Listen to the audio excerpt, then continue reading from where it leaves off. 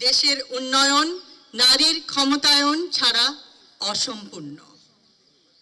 আজ আমার মনে পড়ছে বাংলাদেশের সেই অন্তঃসত্ত্বা মা বোনের কথা, যারা সন্তান জন্ম দেওয়ার সময় চিকিৎসার অভাবে অকালে ঝরে পড়ে।